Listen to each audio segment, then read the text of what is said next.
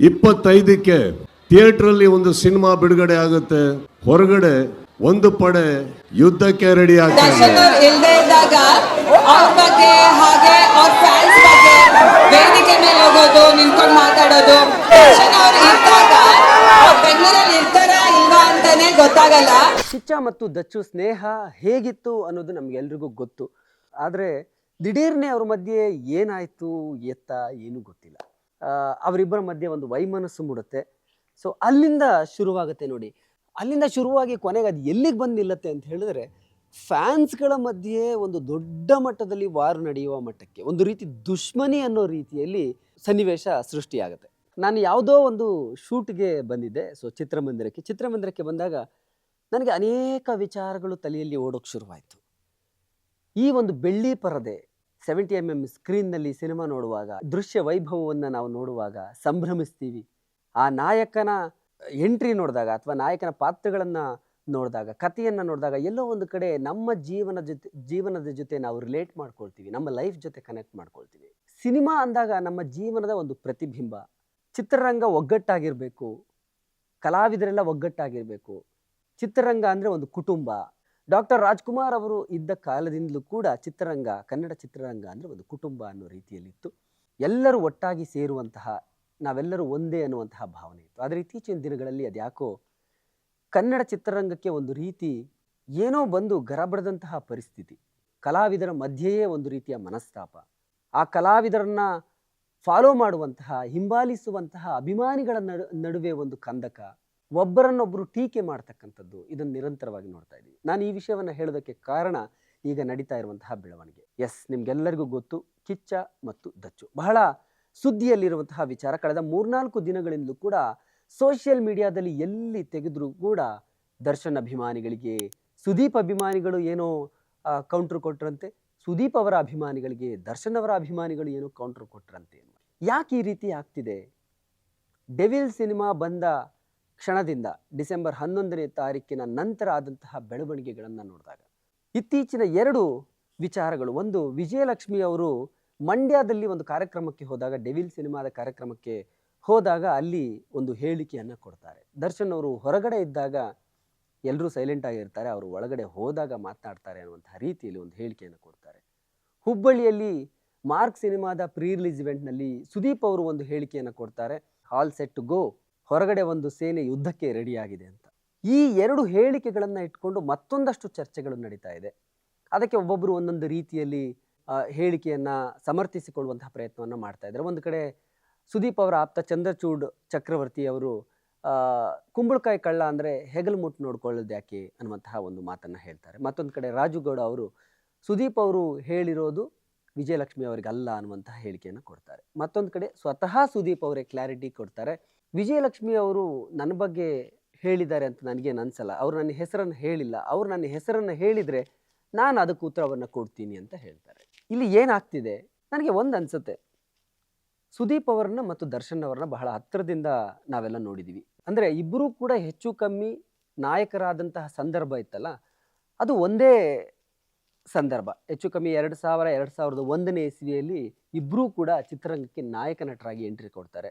ಸುದೀಪ್ ಅವರು ಸ್ಪರ್ಶ ಮೂಲಕ ಹೀರೋ ಆಗ್ತಾರೆ, ಹುಚ್ಚ ಮೂಲಕ ಸ್ಟಾರ್ ಆಗ್ತಾರೆ. ಅದೇ ಸಂದರ್ಭದಲ್ಲಿ ಮೆಜೆಸ್ಟಿಕ್ ಸಿನಿಮಾ ಬರುತ್ತೆ. ಇಬ್ಬರ ಸಿನಿ ಕರಿಯರು ನಾಯಕರಾಗಿ ಅಥವಾ ಬಣ್ಣದ ಜರ್ನಿ 90s ಅವರು ಶುರುವಾಗಿದ್ದು, ಇಬ್ಬರದ್ದು ಕೂಡ ಒಂದೇ ಸಂದರ್ಭದಲ್ಲಿ, ಒಂದೇ ತಲೆಮಾರಿನ, ಒಂದೇ ಕಾಲಘಟ್ಟದಲ್ಲಿ ಬೆಳೆದಂತಹ ಕಲಾವಿದರು.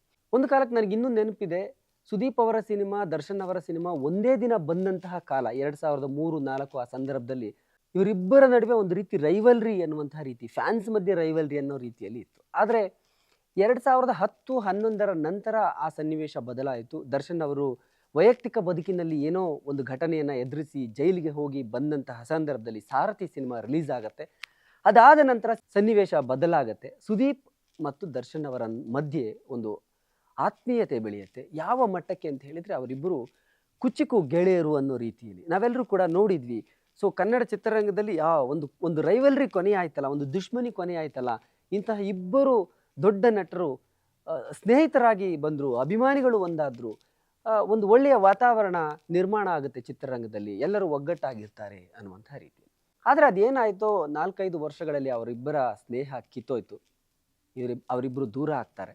ಯಾವ ಕಾರಣಕ್ಕೆ ದೂರ ಆದರು ಅನ್ನೋದು ಇವತ್ತಿನವರೆಗೂ ಕೂಡ ಅದೊಂದು ರೀತಿ ನಿಗೂಢ ರಹಸ್ಯದ ರೀತಿಯಲ್ಲಿ ಇದೆ. ಅದನ್ನು ಸುದೀಪ್ ಅವರು ಕೂಡ ಹೇಳಿಲ್ಲ, ದರ್ಶನ್ ಅವರು ಕೂಡ ಹೇಳಿಲ್ಲ. ನಾನು ಹಿಂದೆ ಸುದೀಪ್ ಅವರ ಸಂದರ್ಶನ ಮಾಡುವಾಗ ಅವರ ಮನೆಯಲ್ಲಿ ಒಂದು ದರ್ಶನ್ ಅವರ ಫೋಟೋ ನೋಡಿದ್ದೆ.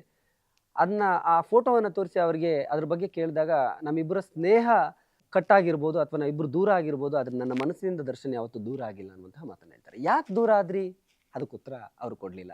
ಸೊ ದರ್ಶನ್ ಅವರು ಕೂಡ ಅದ್ರ ಬಗ್ಗೆ ಮಾತನಾಡಲಿಕ್ಕೆ ಯಾವತ್ತೂ ಕೂಡ ಬಯಸಲೇ ಇಲ್ಲ. ಆ ವಿಚಾರ ಬಂದಾಗ ಅವರು ಅದಕ್ಕೆ ರಿಯಾಕ್ಟು ಕೂಡ ಮಾಡ್ತಾ ಇರಲಿಲ್ಲ. ಅದು ಇತ್ತೀಚೆಗೆ ಎಲ್ಲೋ ಒಂದು ಕಡೆ ಬಹಳ ದೊಡ್ಡ ಮಟ್ಟದಲ್ಲಿ ಇಬ್ಬರು ಫ್ಯಾನ್ಸ್ಗಳ ನಡುವೆ ಒಂದು ದೊಡ್ಡ ದುಶ್ಮನಿ ಅನ್ನೋ ರೀತಿಯಲ್ಲಿ ಸೋಷಿಯಲ್ ಮೀಡಿಯಾ ಬಂದ ಮೇಲಂತೂ ಹೆಚ್ಚು ಕಮ್ಮಿ ತೀರಾ ಕೆಳಮಟ್ಟದಲ್ಲಿ ಕೀಳು ಮಟ್ಟದಲ್ಲಿ ಟೀಕೆಗಳನ್ನು ಕಾಮೆಂಟ್ಗಳನ್ನು ಹಾಕುವಂಥದ್ದು. ಈಗ ಪ್ರಸ್ತುತ ವಿಚಾರಕ್ಕೆ ಬರೋದಾದರೆ ಯಾಕೆ ಈ ವಿಷಯ ಬಂತು, ದರ್ಶನ್ ಫ್ಯಾನ್ಸ್ ಮತ್ತು ಸುದೀಪ್ ಅವರ ಫ್ಯಾನ್ಸ್ ಮಧ್ಯೆ ಯಾಕೆ ವಾರ್ ಶುರುವಾಯಿತು, ವಿಜಯಲಕ್ಷ್ಮಿ ಅವರು ಕೌಂಟ್ರ್ ಕೊಟ್ಟಿದ್ದು ಸುದೀಪ್ ಅವ್ರಿಗ, ಸುದೀಪ್ ಅವರು ಹೇಳಿದ್ದು ವಿಜಯಲಕ್ಷ್ಮಿ ಅವ್ರಿಗ, ಇದೆಲ್ಲದರ ಬಗ್ಗೆ ಚರ್ಚೆ ಆಗ್ತಾ ಇದೆ. ಬಟ್ ಇದು ಶುರುವಾಗಿದ್ದಲ್ಲಿ ಅಂದರೆ ಡೆವಿಲ್ ಸಿನಿಮಾ ತೆರೆಗೆ ಬರುತ್ತೆ ಡಿಸೆಂಬರ್ 11ನೇ ತಾರೀಕು. ಅದಾದ ನಂತರ ಆ ಸಿನಿಮಾ ಬಗ್ಗೆ ಅಪಪ್ರಚಾರವನ್ನು ಮಾಡಿತ್ತು ಒಂದು ವರ್ಗ. ಸಿನಿಮಾ ಚೆನ್ನಾಗಿಲ್ಲ ಅಂತ ಅಪಪ್ರಚಾರ ಮಾಡೋದಿರ್ಬೋದು, ಅದನ್ನು ಪೈರಸಿ ಮಾಡ್ತಕ್ಕಂಥದ್ದು ಇರ್ಬೋದು, ಈ ರೀತಿ ಮಾಡ್ತು ಅನ್ನುವಂಥದ್ದು. ಯಾರು ಅಂತ ಹೇಳಿದರೆ ಅದನ್ನು ನೇರವಾಗಿ ದರ್ಶನ್ ಅವರ ಅಭಿಮಾನಿಗಳು ಬೆರಳು ಮಾಡಿ ತೋರಿಸಿದ್ದು ಸುದೀಪ್ ಅವರ ಅಭಿಮಾನಿಗಳ ಮೇಲೆ. ಅಲ್ಲಿಂದ ಶುರುವಾಗಿತ್ತೆ. ಅವರು ಇದಕ್ಕೆ ಕಾರಣ ನಾವಲ್ಲ, ಅನವಶ್ಯಕವಾಗಿ ನಮ್ಮ ಹೆಸರನ್ನು, ಸುದೀಪ್ ಅವರ ಅಭಿಮಾನಿಗಳ ಹೆಸರನ್ನು ಎಳೆದು ತರ್ತಾ ಇದ್ದಾರೆ ಅಂತ ಅವರು ಒಂದು ಕಡೆ. ಹೀಗೆ ವಾಗ್ವಾದಗಳು, ಕೌಂಟರ್ ಮೇಲೆ ಕೌಂಟರ್ಗಳು ಸೋಷಿಯಲ್ ಮೀಡಿಯಾದಲ್ಲಿ ಶುರುವಾಯಿತು. ಅದೇ ಸಂದರ್ಭಕ್ಕೆ ಈಗ 25ನೇ ತಾರೀಕು ಮಾರ್ಕ್ ಸಿನಿಮಾ ಬರ್ತಾ ಇದೆ, ಸುದೀಪ್ ಅವರು ಅಭಿನಯಿಸಿರುವಂಥದ್ದು. ಇನ್ನೊಂದು ಕಡೆ ದರ್ಶನ್ ಅವರ ಅಭಿಮಾನಿಗಳು ಟೊಂಕ ಕಟ್ಟಿ ನಿಂತುಬಿಟ್ಟಿದ್ದಾರೆ. ನಾವು ನಿಮಗೆ ಸರಿಯಾಗಿ ಬುದ್ಧಿ ಕಲಿಸ್ತೀವಿ, ನಮ್ಮ ಬಾಸ್ ಸಿನಿಮಾ ಬಂದಾಗ ನೀವೇನು ಮಾಡಿದಿರಿ ಅದಕ್ಕಿಂತ ಹೆಚ್ಚು ನಿಮಗೆ ಮಾಡಿ ತೋರಿಸ್ತೀವಿ ಅಂತೇಳಿ ಇವರು ಈ ಕಡೆ ನಿಂತಿದ್ದಾರೆ. ಆದರೆ ಇದು ನಿಜವಾಗ್ಲೂ ಅಭಿಮಾನಿಗಳೇ ಮಾಡ್ತಾ ಇರುವಂಥದ್ದು, ಅಥವಾ ಅಭಿಮಾನಿಗಳ ಹೆಸರನ್ನು ಹೇಳಿಕೊಂಡು ಯಾರೋ ಕೆಲಸಕ್ಕೆ ಬಾರದವರು ಕಿಡಿಗೇಡಿಗಳು ಇಂತಹ ಒಂದು ಸಂದರ್ಭವನ್ನು, ಸನ್ನಿವೇಶವನ್ನು ತಮ್ಮ ಸ್ವಾರ್ಥಕ್ಕೆ ಬಳಸಿಕೊಂಡು ತಮ್ಮ ಬೇಳೆಯನ್ನು ಬೇಯಿಸಿಕೊಳ್ಳುವಂಥ ಕೆಲಸವನ್ನು ಮಾಡ್ತಾ ಇದ್ದಾರೆ ಗೊತ್ತಿಲ್ಲ. ಆದರೆ ಒಂದು ದೊಡ್ಡ ಮಟ್ಟದ ಸಂಘರ್ಷ ಅಂತೂ ಏರ್ಪಟ್ಟಿದೆ. ಅದನ್ನು ಯಾರು ಮಾಡಿದ್ರೋ ಬಿಟ್ಟಿದ್ದಾರೋ ಈಗ ನೇರವಾಗಿ ಸುದೀಪ್ ಅವರ ಅಭಿಮಾನಿಗಳು ಮತ್ತು ದರ್ಶನ್ ಅವರ ಅಭಿಮಾನಿಗಳು ಅನ್ನುವಂತಹ ರೀತಿಯಲ್ಲಿ, ಹೆಚ್ಚು ಕಮ್ಮಿ ಸುದೀಪ್ ಅವರು ಮತ್ತು ವಿಜಯಲಕ್ಷ್ಮಿ ಅನ್ನುವಂತಹ ರೀತಿಯಲ್ಲಿ ಬಹಳ ದೊಡ್ಡ ಮಟ್ಟದಲ್ಲಿ ಚರ್ಚೆ ಆಗ್ತಾ ಇದೆ. ಸುದೀಪ್ ಅವರ ಅಭಿಮಾನಿಗಳು ವಿಜಯಲಕ್ಷ್ಮಿ ಅವರು ಆ ಒಂದು ಹೇಳಿಕೆಯನ್ನು ಕೊಟ್ಟ ತಕ್ಷಣವೇ ನಮ್ಮ ಬಾಸ್ಗೆ ಕೊಟ್ಟಿದ್ದಾರೆ ಅಂತ ಅಂದ್ಕೊಂಡ್ರು. ಅವರು ಈಗ ಕಳೆದ 2 ದಿನಗಳಿಂದ ಒಂದು ಫೋಟೋವನ್ನು ವೈರಲ್ ಮಾಡ್ತಾ ಇದ್ದಾರೆ. ಅದು ವಿಜಯಲಕ್ಷ್ಮಿ ಅವರು ಮತ್ತು ಸುದೀಪ್ ಅವರು ಅಕ್ಕಪಕ್ಕ ಕೂತಿರುವಂತಹ ಫೋಟೋ. ನಿಮ್ಮ ಪತಿ ನಿಮ್ಮ ಮೇಲೆ ಹಲ್ಲೆ ಮಾಡಿದಾಗ ಅಂತಹ ಘಟನೆ ಆದಂತಹ ಸಂದರ್ಭದಲ್ಲಿ ನಿಮ್ಮ ಜೊತೆಯಲ್ಲಿ ನಿಂತಿದ್ದು ನಮ್ಮ ಬಾಸ್ ಸುದೀಪ್ ಅವರು ಅಂತೇಳಿ ಅವರು ಒಂದು ಕಡೆ ಕಾಮೆಂಟ್ಗಳನ್ನು, ಪೋಸ್ಟ್ಗಳನ್ನು, ಟ್ರಾಲ್ಗಳನ್ನು ಮಾಡ್ತಾ ಇದ್ದಾರೆ. ನನಗೆ ಒಂದು ಅನಿಸುತ್ತೆ, ಕಿಚ್ಚ ಮತ್ತು ದಚ್ಚು ಅವರಿಬ್ಬರ ನಡುವೆ ಇದ್ದಂತಹ ಸ್ನೇಹ ಮತ್ತು ಅದಾದ ನಂತರ ಅವರಿಬ್ಬರ ಮಧ್ಯೆ ಬಂದಂತಹ ವೈಮನಸ್ಸು ದೂರ ಆದ ಸಂದರ್ಭ ಎಲ್ಲವನ್ನೂ ಕೂಡ ಕಣ್ಣಾರೆ ನಾವು ಅದಕ್ಕೆ ಸಾಕ್ಷೀಭೂತರಾಗಿದ್ದೀವಿ. ನಾನು ಕೂಡ ಒಬ್ಬ ಸಾಕ್ಷೀಭೂತನಾಗಿದ್ದೀನಿ. ನಾನು ಒಂದು ಖಾಸಗಿ ವಾಹಿನಿಯಲ್ಲಿ ಕೆಲಸ ಮಾಡುವಂತಹ ಸಂದರ್ಭದಲ್ಲಿ ದರ್ಶನ್ ಅವರ ಸುದೀಪ್ ಅವರ ಸ್ನೇಹವನ್ನು ಕಂಡು ಅವರಿಬ್ಬರನ್ನು ಕೂರಿಸಿ ಒಂದು ಮಾತುಕತೆಯನ್ನು ಕೂಡ ಮಾಡಿದ್ವಿ, ಚಿಟ್ಚಾಟನ್ನು ಮಾಡಿದ್ದೆ. ಅವರಿಬ್ಬರ ನಡುವೆ ಇದ್ದಂತಹ ಸ್ನೇಹ ಯಾವ ರೀತಿ ಇತ್ತು ಅಂತ ಹೇಳಿದ್ರೆ, ಮುಂದೊಂದು ದಿನ ಇಬ್ಬರು ಒಂದು ಸಿನಿಮಾವನ್ನು ಮಾಡ್ತಾರೆ ಅನ್ನೋ ರೀತಿಯಲ್ಲೇ ಇತ್ತು. ಸೊ ಆರಂಭದಲ್ಲಿ ಸಾರಥಿ ಸಿನಿಮಾ ಬಂದ ನಂತರ ಸುದೀಪ್ ಅವರು ಹೆಚ್ಚು ಕಮ್ಮಿ ದರ್ಶನ್ ಅವರಿಗೆ ಆಪ್ತರಾಗ್ತಾರೆ, ಆತ್ಮೀಯರಾಗ್ತಾರೆ, ಅವರಿಬ್ಬರ ಮಧ್ಯೆ ಒಂದು ಸ್ನೇಹ ಬೆಳೆಯುತ್ತೆ. ಸೊ ಚಿಂಗಾರಿ ಸಿನಿಮಾ ಬಂದಂತಹ ಸಂದರ್ಭದಲ್ಲಿ ಸ್ವತಃ ಸುದೀಪ್ ಅವರು ಹೋಗಿ ಆ ವೇದಿಕೆ ಮೇಲೆ ಬಂದು ದರ್ಶನ್ ಅವರ ಪರವಾಗಿ ನಿಂತು ಆ ಸಿನಿಮಾವನ್ನು ಪ್ರಚಾರ ಮಾಡ್ತಾರೆ. ಬುಲ್ಬುಲ್ ಸಿನಿಮಾದ ಮುಹೂರ್ತ ಆದಂತಹ ಸಂದರ್ಭದಲ್ಲಿ ಆ ಮುಹೂರ್ತಕ್ಕೆ ಇದೇ ಸುದೀಪ್ ಅವರು ಬಂದು ತಮ್ಮ ಕುಚಿಕು ಗೆಳೆಯನಿಗೆ ವಿಶ್ ಮಾಡ್ತಾರೆ. ಸಂಗೊಳ್ಳಿ ರಾಯಣ್ಣ ಸಿನಿಮಾ ಬಂದಂತಹ ಸಂದರ್ಭದಲ್ಲಿ ಆ ಸಿನಿಮಾದಲ್ಲಿ ಒಂದು ನರೇಷನ್ ವಾಯ್ಸನ್ನು ಸ್ವತಃ ಸುದೀಪ್ ಅವರು ಕೊಡ್ತಾರೆ.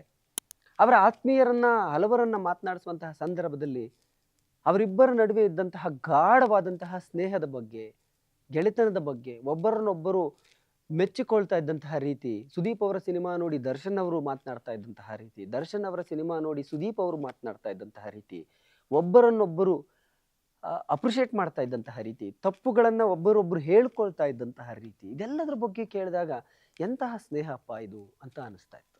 ಮುಂದೊಂದು ದಿನ ಇವರಿಬ್ಬರು ಒಟ್ಟಿಗೆ ಸಿನಿಮಾ ಮಾಡ್ತಾರೇನೋ ಅನ್ನುವಂತಹ ನಿರೀಕ್ಷೆ ಕೂಡ ಇತ್ತು.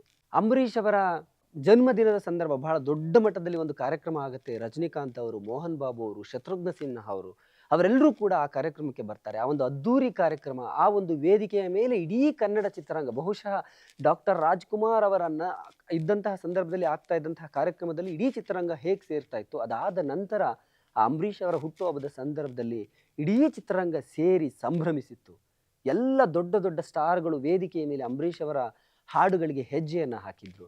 ಅದೇ ವೇದಿಕೆಯ ಮೇಲೆ ಕುಚಿಕು ಕುಚಿಕು ಹಾಡಿಗೆ ದರ್ಶನ್ ಅವರು, ಸುದೀಪ್ ಅವರು ನೃತ್ಯವನ್ನು ಮಾಡಿದ್ರು. ಅದನ್ನೆಲ್ಲ ನೋಡಿದಾಗ, ಅವರಿಬ್ಬರ ಸ್ನೇಹವನ್ನು ನೋಡಿದಾಗ ಇವರಿಬ್ಬರು ಒಂದು ಸಿನಿಮಾ ಮಾಡಬೇಕು ಅಂತ ಅಭಿಮಾನಿಗಳ ಆಸೆ ಕೂಡ ಆಗಿತ್ತು. ಇಬ್ಬರು ಅಭಿಮಾನಿಗಳು ಕೂಡ ಅದನ್ನು ವ್ಯಕ್ತಪಡಿಸಿದ್ರು. ಮುಂದೊಂದು ದಿನ ನಾವಿಬ್ಬರು ಒಂದು ಒಳ್ಳೆಯ ಕತೆ ಬಂದರೆ ಖಂಡಿತವಾಗ್ಲೂ ಸಿನಿಮಾ ಮಾಡ್ತೀವಿ ಅಂತ ಇಬ್ಬರು ಕೂಡ ಹೇಳ್ಕೊಂಡಿದ್ರು. ಆ ಹಂತಕ್ಕೆ ಹೋಗಿತ್ತು. ಅದು ಏನಾಯ್ತೋ ಗೊತ್ತಿಲ್ಲ, ದಿಢೀರ್ನೆ ಅವರಿಬ್ಬರ ಮಧ್ಯೆ ಒಂದು ಕಂದಕ ಶುರುವಾಗತ್ತೆ. ನಾನೇ ಆ ಸುದ್ದಿಯನ್ನು ಕೊಟ್ಟಿದ್ದೆ. ದರ್ಶನ್ ಅವರು ಒಂದು ಪೋಸ್ಟನ್ನು ಹಾಕ್ತಾರೆ 2017ರಲ್ಲಿ. ಆ ಪೋಸ್ಟ್ನಲ್ಲಿ ಏನಿತ್ತು, ನನ್ನ ಮತ್ತು ಸುದೀಪ್ ಅವರ ಸ್ನೇಹ ಇಲ್ಲಿಗೆ ಮುಗಿದ ಅಧ್ಯಾಯ, ನಾವಿಬ್ಬರು ಈಗ ಒಟ್ಟಿಗೆ ಇಲ್ಲ ಅಂತ ಅಧಿಕೃತವಾಗಿ ದರ್ಶನ್ ಅವರು ಒಂದು ಪೋಸ್ಟನ್ನು ಹಾಕ್ತಾರೆ. ಅಲ್ಲಿಂದ ಇಲ್ಲಿಗೆ 8 ವರ್ಷಗಳಾಯಿತು. ಅವರಿಬ್ಬರ ನಡುವೆ ವೈಮನಸ್ಸು ಮೂಡಿ ಅವರಿಬ್ಬರು ದೂರಾಗಿ. ಎಲ್ಲರೂ ಹೇಳ್ತಾರೆ ಅವರಿಬ್ಬರು ದೂರ ಆಗೋದಕ್ಕೆ ಏನೂ ಕಾರಣನೇ ಇಲ್ಲ ಅಂತ. ಯಾಕೆ ದೂರ ಆದರೂ ಗೊತ್ತಿಲ್ಲ. ಇವತ್ತು ಅವರಿಬ್ಬರು ದೂರ ಆಗಿದ್ದಾರೆ. ದರ್ಶನ್ ಅವರ ವಿಚಾರ ಬಂದಾಗ, ಮೊನ್ನೆ ಅವರು ಕೊಲೆ ಕೇಸ್ನಲ್ಲಿ ಹೊರಗಡೆ ಹೋದಂತಹ ಸಂದರ್ಭದಲ್ಲೂ ಕೂಡ ಸುದೀಪ್ ಅವರು ಹೇಳಿದರು, ಅದು ಅವರ ವೈಯಕ್ತಿಕ ವಿಚಾರ, ನಾವು ಯಾರೂ ಕೂಡ ಆ ಘಟನೆಯನ್ನು ನೋಡಿಲ್ಲ, ಆದರೆ ಅವ್ರಿಗೆ ಒಳ್ಳೇದಾಗಲಿ, ಆದಷ್ಟು ಬೇಗ ಹೊರಗೆ ಬರಲಿ ಅಂತೇಳಿ ಸುದೀಪ್ ಅವರು ವಿಶ್ ಮಾಡಿದರು. ಏನೋ ಸಣ್ಣ ಪುಟ್ಟದ್ದು ಇರುತ್ತೆ, ಸರಿ ಹೋಗುತ್ತೆ ಅನ್ನುವಂತಹ ನಿರೀಕ್ಷೆ ಸಹಜವಾಗಿ ಇತ್ತು. ಆದರೆ ಡೆವಿಲ್ ಬಂದ ನಂತರ ಅದು ಮತ್ತೆ ತಾರಕಕ್ಕೇರಿದೆ. ಸ್ಟಾರ್ ವಾರ್ ದೊಡ್ಡ ಮಟ್ಟಕ್ಕೆ ಹೋಗಿದೆ. ಅದು ಪೈರಸಿ ಯಾರು ಮಾಡಿದ್ರೋ ಗೊತ್ತಿಲ್ಲ, ಸಾವಿರಾರು ಕಾಪಿಗಳು ಪೈರಸಿ ಆಗಿದೆ. ಅದರಿಂದಾಗಿಯೇ ಡೆವಿಲ್ ಸಿನಿಮಾ ಕಲೆಕ್ಷನ್ಗೆ ಹೊಡೆತ ಬಿತ್ತು. ಮೊದಲ ವಾರ ಕಲೆಕ್ಷನ್ ಚೆನ್ನಾಗಿದ್ದು, 2ನೇ ವಾರ ಪೈರಸಿ ಆಗಿದ್ದರಿಂದಾಗಿ ಡೆವಿಲ್ಗೆ ಹೊಡೆತ ಬಿತ್ತು ಅನ್ನುವಂತಹ ಚರ್ಚೆಗಳಾಗ್ತಾ ಇದೆ. ಅದನ್ನು ಮಾಡಿದ್ದು ಸುದೀಪ್ ಅವರ ಅಭಿಮಾನಿಗಳು ಅನ್ನೋ ರೀತಿಯಲ್ಲಿ ಆ ಕಡೆಯಿಂದ ದರ್ಶನ್ ಅವರ ಅಭಿಮಾನಿಗಳ ಒಂದು ಅಭಿಪ್ರಾಯ ಆಗಿದೆ. ಸೊ ಅದಕ್ಕೆ ಕೌಂಟರ್ ಕೊಡ್ತೀವಿ ಅಂತ ಈಗ ಮಾರ್ಕ್ ವಿರುದ್ಧ ದರ್ಶನ್ ಅಭಿಮಾನಿಗಳು ನಿಂತಿದ್ದಾರೆ. ಇದು ಮುಂದೆ ಎಲ್ಲಿಗೆ ಹೋಗಿ ನಿಲ್ಲುತ್ತೆ ಗೊತ್ತಿಲ್ಲ. ಆದರೆ ಇದರಿಂದ ಚಿತ್ರರಂಗಕ್ಕೂ ಒಳ್ಳೆಯದಲ್ಲ, ಕಲಾವಿದರಿಗೂ ಒಳ್ಳೆಯದಲ್ಲ, ಅಭಿಮಾನಿಗಳಿಗೂ ಒಳ್ಳೆಯದಲ್ಲ, ಯಾರಿಗೂ ಕೂಡ ಒಳ್ಳೆಯದಲ್ಲ. ಇಂತಹ ವಾರ್ಗಳು, ಸ್ಟಾರ್ ವಾರ್ಗಳು ಯಾರಿಗೂ ಅದರಿಂದ ಏನೂ ಲಾಭ ಆಗೋದಿಲ್ಲ ಅಂತ ನನಗೆ ವೈಯಕ್ತಿಕವಾಗಿ ಅನಿಸುತ್ತೆ ಪತ್ರಕರ್ತನಾಗಿ. ಆದರೆ ಇದಾಗಬಾರದು. ಚಿತ್ರರಂಗ ಒಗ್ಗಟ್ಟಾಗಿರಬೇಕು. ಇವತ್ತು ಚಿತ್ರರಂಗ, ಕನ್ನಡ ಚಿತ್ರರಂಗ ಬಹಳ ದೊಡ್ಡ ಮಟ್ಟದಲ್ಲಿ ಬೆಳೆದು ನಿಂತಿದೆ. ಸೊ ಎಲ್ಲ ಕಲಾವಿದರು ಒಟ್ಟಾಗಿದ್ದರೆ, ಎಲ್ಲ ಕಲಾವಿದರ, ಎಲ್ಲ ಸ್ಟಾರ್ಗಳ ಅಭಿಮಾನಿಗಳು ಒಟ್ಟಾಗಿದ್ದರೆ ಅದು ಚಿತ್ರರಂಗಕ್ಕೂ ಶ್ರೇಯ, ಅಭಿಮಾನಿಗಳಿಗೂ ಶ್ರೇಯ, ಸಮಾಜಕ್ಕೂ ಶ್ರೇಯ.